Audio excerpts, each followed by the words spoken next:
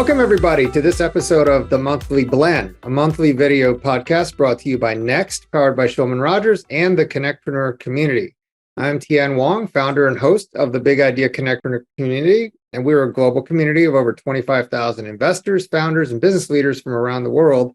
I'm also CEO of Opus 8, which helps companies and alternative investment managers raise money through our network of over 4,000 accredited private investors, angels, and family offices throughout the United States. Along with my co-host, Anthony Millin, who is the founder and chair of Next, powered by Shulman Rogers, we are pleased to bring you this monthly video podcast, which covers trends, information, and interesting research and tidbits, as well as fascinating interviews with game changers and newsmakers here in the Washington, D.C., Baltimore Metroplex. Anthony and I started this podcast about 2 years ago as a way to increase awareness of cool, innovative happenings in our region, to break down silos, and to serve as a mechanism to do our part in helping to bring the region together and help foster innovation and entrepreneurship here. Today, we're absolutely thrilled to have a conversation with two of the nation's top thought leaders in the area of artificial intelligence for health and medicine. And I'd love to have our guests introduce themselves. I'll give Moira and Tom the opportunity. Why don't we start with Moira? Moira, thank you so much for joining us today. Thank you very much for having me. I'm Dr. Moira Schieke. I'm a radiologist, I'm a physician, and I'm the CEO and founder of a company called Cubismi. We're doing for physicians what Google Maps does for drivers, and I'll explain that more during our conversation. Terrific. Welcome, Moira. Next, we have Tom Lawry, who's Managing Director of Second Century Tech. Tom, welcome. Well, thank you for having me on the program. So as you mentioned, I'm Managing Director of Second Century Tech, which is an advisory firm for health and medical leaders trying to bring AI into their clinical and operational workflows. I kind of refer to myself as a recovering Microsoft exec, where I'm the former National Director of Artificial Intelligence for Health and Life Sciences at Microsoft. I'm also an author. My latest book, Hacking Healthcare, has been an Amazon bestseller, and it focuses specifically on the use and the challenges of AI and bringing that into health and medicine worldwide. That's terrific, Tom. We're looking forward to hearing more from you and Moira. And now I'd like to turn things over to my co-host, Anthony Millin, who's a serial entrepreneur. He's a venture capitalist with a National Venture Capital Fund and also one of the nation's leading startup attorneys. Anthony is founder and chair of Next, powered by Shulman Rogers. Designed from an entrepreneur's perspective, Next is disrupting the way legal services are being delivered with an innovative new model for providing expert legal services for startup and emerging growth companies at predictable and reasonable cost via fixed price packages and service bundles. Last year, Next was selected by Law.com and Legal Week as Startup Emerging Growth Law Firm of the Year, beating out several huge and very well-known law firms. And in addition, earlier this year, Next was also a finalist for the Legal Times Award as the most innovative law firm in the country. Anthony, congratulations and take it away. Great. Well, thank you, Tien, and thank you so much, Moira and Tom. Very excited for today's program. And we're going to be spending time really talking about the application of AI to health and medicine, which is such a critically important topic to be covering. So where I would like to start is we seeing in a lot of trade journals the expression of concern about the use of AI in health and medicine. Many people suggesting that maybe we should slow down, some people suggesting an all-out moratorium on its use. And as leaders in the field, would be very interested to hear your thoughts on this narrative and the impact a narrative like this is having. And maybe, Tom, we'll start with you. Sure. Well, that's a very great and a very broad question. We can spend the entire time probably just on that. But no, quickly, I mean, AI has been around for a long time. We've seen just in the last year the emergence of things like ChatGPT, which I always like to point out is one of many flavors of what's known as large language models, which is really driving the change that everyone's talking about. So some of the challenge today is less about what the technology can do and more about, frankly, the velocity of change that's coming at everyone as a result of things like these large language models. So Do we have some catch up to do when it comes to putting guardrails around some of what is emerging and can be used in health and medicine, really anywhere? And the answer is yes. The challenge, though, is when I hear people talking about slowing progress down, the first thing is, well, can you really do that? So I think everyone knows there was a global petition going around a few months ago, signed by some very prominent people, suggesting there'd be a 6-month moratorium on development of large language models. And when asked about that by another press source, my response was, saying we're going to have a moratorium on progress and development is kind of like me saying I'm going to put a petition out to say tomorrow we're going to suspend gravity. So the real issue is less the progress that's going to happen. I'd rather change the narrative to say, how do we speed up the conversations, the education of regulators, legislators, and everyone else who really need to understand and put the appropriate guardrails in place quickly rather than slowing things down to match the speed of how that normally goes. You referenced, Tom, and maybe we can just, for some people who aren't as familiar with the terms, when you talk about large language models, just to give a very high 30-second or minute overview, just to give people some context to what you mean by that. Yes, and I'm sorry if at any point in this program I'm starting to geek out, please pull me back. But I bring this up because when you look at a year ago, if I had said ChatGPT or GPT or large language models, no one would know what I'm talking about. And today, you know about it. Your mom knows about it. Your kids not only know about it, they're using it to change the way they do their homework. So things like GPT is a version of what's known as large language models. A large language model is something where we've essentially mapped all possibilities for all language, all words, all syntax, and we're able to then mine that and use it to start developing intelligent things such as mining for text documents, being able to look for not only information within a massive body of knowledge, but actually have that then construct something like a theme paper, an initial presumption of a diagnosis, which is not to say it should or can replace the human, but it's one more thing that allows us to take great advantage of all of the knowledge and information and the explosive growth of that knowledge coming at all of us. Perfect. Thank you. That's really helpful.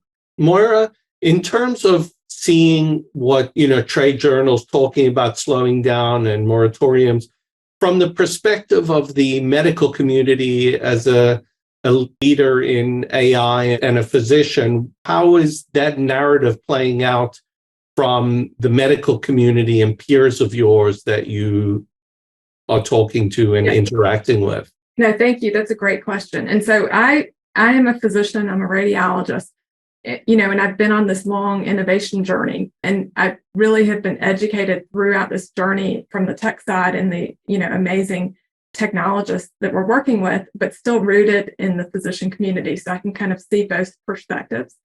And I talk to VCs who are investing in third-party groups who are going into healthcare and trying to apply AI and getting very frustrated because the physicians aren't happy with what they're seeing and are rejecting it, and they don't really understand what's going on. So I think across both parties, everybody recognizes that we have a healthcare crisis. We have massive problems. We have a problem with overwhelming amounts of data held in silos. And everyone recognizes that artificial intelligence, or AI, is a tool that we can use to solve these big problems. From the physician perspective, what we've seen so far, despite billions spent on AI medical imaging startups alone, is that we're seeing tools that aren't actually making our lives better or helping us to help our patients and produce better patient care outcomes. That the tools that we're seeing so far today are actually making our lives worse.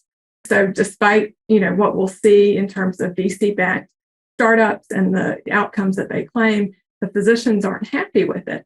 So that's one facet. But the other big piece of the puzzle is that, what Tom just alluded to, is the right guardrails are not in place yet. So there are major patient safety issues that haven't been properly addressed. And from my perspective, we're not even measuring the things that matter most to measure as we're implementing these really powerful new technologies in healthcare. So I'll give you one specific example. So especially with medical imaging, we have enormous variety in terms of image reconstruction algorithms, right? And so when you apply these powerful classifiers, these neural networks, to try to classify different diseases, and you have data sets that are very, very diverse, these AI application tools are extremely brittle. So the ACR, American College of Radiology, did a study and found that 93% of radiologists said the AI tools were unreliable in patient care environments. It's huge. And we know why, right? Because the data is so variable. So if you look and you can watch all these, tons and tons of AI medical imaging startups funded by VCs, they're not even reporting brittle failure rates, which is dangerous, right? So there should be regulations, there should be guardrails in place that these companies are mandated to report brittle failure rates. That's a basic patient safety issue. Other metrics that are not being today in today's clinical environments as a radiologist, the only thing that's being measured is the number of cases that we're reading. But when we're implementing things with AI, then we need to also be measuring patient care outcomes and all sorts of other things. So the guardrails and the metrics are not in place yet for safe implementation. So we've kind of heard that from both of you, just in terms of not so much you can put something back in the bottle or stop progress, but more looking at the environment, like you said, the guardrails and barriers, and we'll touch on more of that in a little bit. Tom, I'd like to just get back to you. First of all, congratulations on your bestseller, Hacking Healthcare. You mentioned it in the opening, and in that book, you introduce your readers to the intelligent health revolution. And I'd like to just understand what this is and how it relates to another topic that we hear a lot about around digital transformation. If you could maybe share a little on that. Well, absolutely. So, I introduced the whole concept of the intelligent health revolution in my last book. And essentially, the best way to define it is just for anyone listening is to say, think about what occurred when the pandemic hit, where it provided a dramatic backdrop to fast forwarding on things like digital and AI. I did a piece for Forbes a while back where they asked me to basically say, what did healthcare learn from fighting a global pandemic? And there were three things that really described the intelligent health revolution. One, we found that an industry known for moving at glacial speed can, in fact, move at warp speed. Two, we found that many, not all, but many health and medical leaders were willing to take on the status quo, and they were willing and capable of driving agile transformation. Third, and finally, it's important for everyone to recognize humans fought and won the battle, but the weapon they chose to go faster and be better was AI and digital. And I go on in the article to point out how AI was used for everything from reducing cycle times of the vaccines to improving consumer experience to telehealth. So think about that. That's a good definition. And then finally, what I see emerging at this point is everyone's using AI in health and medicine. And really, there are two camps that I see emerging. One, there's what I call the traditional health model, where they're using AI to basically make the existing system more efficient. But there's a new group I'm calling the intelligent health systems. That can be a whole organization, can be a division within. But basically, they're using the same AI to essentially rethink the entire care and delivery process. So they're focused on things like how to change and make more efficient everything across all touch points, experiences, and channels. And I'd finish just by saying, when you think of all of that, let's go back to the pandemic. Look at what retail health did in pulling forward so many things where they became the epicenter of delivery of service, vaccines. They were the one-stop shop. They're a great example of how retail health is leading the way when it comes to looking at how to rethink the entire process using things like digital and AI. It is amazing when you see, I know family members in the health space who just how rapidly things just switched overnight. For instance, in moving online, and you're talking about all of this powerful technology and capability that was available, but hadn't really been pushed through at the speed and the use cases that were suddenly forced. So I think, again, something else that we'd like to touch a little bit more on is different uses of AI in different models. And, Moira, with your company now, what is unique is you're pursuing something called decision augmentation. And you talk about a lot of companies that are working in the space that are really focusing what's more oriented around decision support. And so this is an example of a paradigm shift in using this new technology. And it would be great just to kind of understand and explain to people how you're pioneering in moving from just decision support into actual decision augmentation. Thank you very much.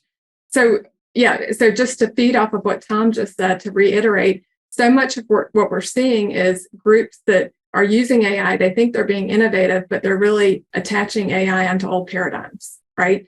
Onto decision support, what have you. And I just want to reiterate a great comment I saw from a physician entrepreneur colleague the other day. What we really need is, like Tom said, is to think different. We need the iPhone moment for digital health, right? Everybody's kind of making everything more complex. Investors are looking for their fast return. And what we really need are the fundamental redesigns. So the switching from decision support to decision augmentation takes a fundamental redesign approach. And that's what we're doing. So how I explain this and the way I can map it, what we're doing to people, the quickest is to explain it from the perspective of Google Maps, to try to start to understand the experience of physicians in our healthcare system today, right? Which has the fastest growing rate of data of any domain. So we've got the worst data problem, the most expansive data, and we've got the worst silos of anybody, right? So imagine that you're driving in your car and you don't have Google Maps, and you're trying to make a decision about where you go, and you're having to take in every single piece of data about every single thing that's around you, right? Because you don't have Google Maps. But you do have Google Maps, which has structured data, beautifully structured data. So 80% of that data is being filtered out for you. You don't have that noise like a physician is having to deal with today.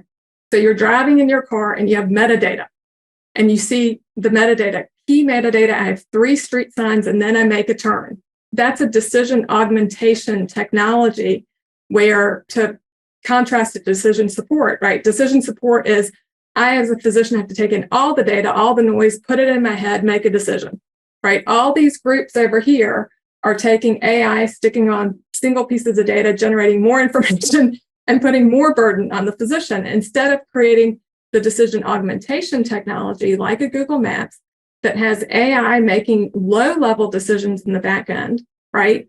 That helps us to manage the data, that creates a technology for the user to make fast-paced, better decisions in a real-world environment. Does that make sense? So that's the paradigm switch that we're talking about. The AI is making low-level decisions, the human is making decisions, and the human is making a final decision, and that's decision augmentation, and that's the paradigm shift. No, I think that's a great way to describe it. And one, just given the ubiquity of Google Maps and how it's changed driving, is something really exciting to look forward to with the work that you're doing. Thank you very much. So Tien, I'm going to hand it back to you, and we'll get into some additional questions for Moira and Tom. Thank you. This has been great, guys. I'd like to drill down a little bit. You've talked about sort of the practicality of integrating AI into, physician and clinician practices. And no one's doubting that AI has huge potential, or that it's been used, even though it's not being used far from optimally. But if you could peer into your crystal ball, and this is for both of you, how do you guys see the incorporation of AI into practice in a way that optimizes patient outcomes? You had mentioned earlier, Moira, about, as a radiologist, I don't know, I've read that AI is definitely going to dominate your industry at some point, be able to read charts as well as the skilled and trained doctors. But do you guys envisioning this thing happening fast, slow? If you could help us sort of visualize what you think is going to be the sort of adoption curve of AI. Tom, why don't we start with you? I'd once again jump in and say that train's already left the station. It's happening. It's happening now. Again, the velocity of change on technological breakthroughs is almost stunning. There is a need for guardrails, for regulations to make sure it's used appropriately. But what I would say is, maybe I frame it and then I'm going to toss it to Moira, where anyone who's ever worked in AI understands it only drives value by doing one of two things, which are all part of change process. It either automates the way work is done or it augments the way work is done. Automation means jobs that are done by humans today will be done by machines. There are very few of those jobs in health and medicine today because those are typically low-value jobs, highly repetitive activities. When you look at healthcare, particularly a physician, a nurse, you have a workforce of knowledge workers. This is where augmentation comes in. AI is not going to replace the physician or clinician. Instead, properly used, value comes when we bring it in behind those knowledge workers to make them better at something they do. In almost all cases, that involves looking at how work is done now and then reimagining, which brings us back to some classic things like Lean and Six Sigma principles. So it only adds value if it changes a process, makes it better. It does that by coming in and around those frontline clinicians who, frankly, are the smartest people to know how AI should be used to develop those new use cases going forward. And it's everything from helping with diagnosis to helping truly bring a great discipline to what's known as population health. Yes. Thank you for that, Tom. Moira. Listening to Tom, and I'm enjoying these responses just as much as everybody else. I think nothing is going to happen or diffuse through healthcare without physician adoption. So that's a must. And just like Tom's saying, if we design these tools in a way that augment what physicians do today in a way that they're happy with it, they feel like it's a safe and effective tool for patient care, then it can diffuse at the rate of really physician education and physicians being in front of clinical studies, et cetera, right? So this is not, technology cannot diffuse through healthcare at the speed it would diffuse through, other domains for that reason. In terms of what is our, pathway to adopting these tools, I can provide you the specific roadmap that I see for our startup. And that's that you start with, like we said, we're going from decision support to decision augmentation. That's a really big deal, right? It's a paradigm shift that we've never done before, where we're going to let autonomous AI algorithms start to make low-level decisions in our healthcare environments. So that's got to start in a way where they're making decisions about, in Cubismi system, it'll be starting to reorganize data. So it'll be starting to take medical images and say something's a liver or a spleen and mapping data together. So that's a really simple but powerful use of AI that a physician on the front end can watch, monitor, and know 100% when it's acting in a crazy way. So these are powerful algorithms, but are also very brittle, and they'll do crazy stuff. So you need the physician in the front end watching it. So we need to start with really, really simple algorithms. And we're seeing people experiment with things that I think are too complex.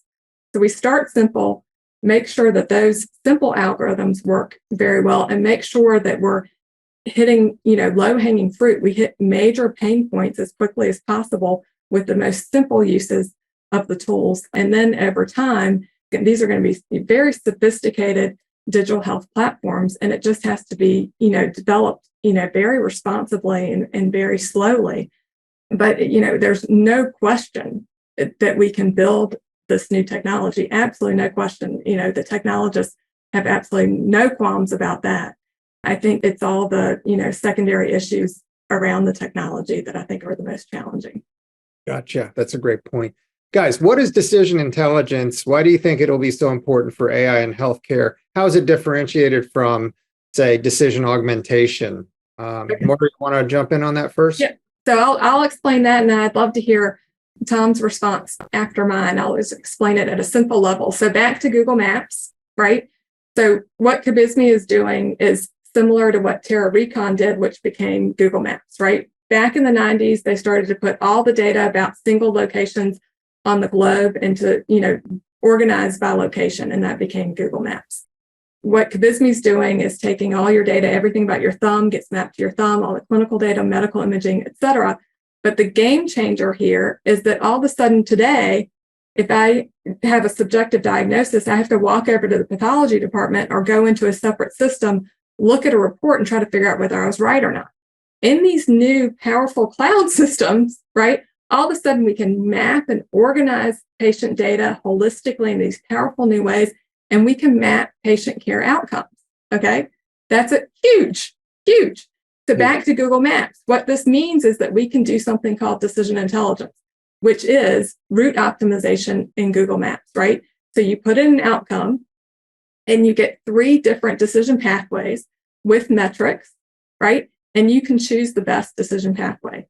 So we're going to apply that with these new cloud systems to healthcare, and that is a game changer. And not only is it a game changer because we can continuously monitor and make sure that we're using these AI tools in a way that's making patient care outcomes better, but it's also, in my opinion, an extremely important safety valve, right? Because we have these new autonomous systems.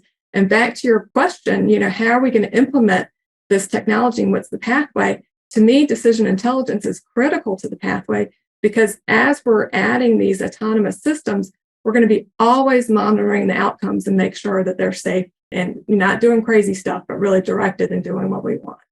Let me take it in a little different path to streamline this just a bit. So whatever term you want to give it, when we say AI, and I think of clinicians and the process of what they do and manage, think of augmented intelligence. And I bring this down to, we've got some huge challenges ahead of us that are here today around things like a huge problem with workforce burnout, workforce crisis among doctors, nurses, and others. We also have a tremendous shortage of those people when you look ahead at what's going to happen to the care needs in the next decade. So bring all that together and let's look at AI. So when it comes to things like physician burnout, one study shows that up to 1/3 of all activities done by physicians could be automated with AI. These are not the high-level things. These are the highly repetitive, low-value things that are chewing up so much of their time. A study by Stanford shows that most physicians in America spend more time in the EMR than they do actually seeing patients. So imagine being able to make that change using AI and have a greater focus on what they got trained to do. I know many physicians who feel like they did not go to medical school to become data entry clerks. So our ability to do what a colleague of mine calls keyboard liberation for physicians would be huge.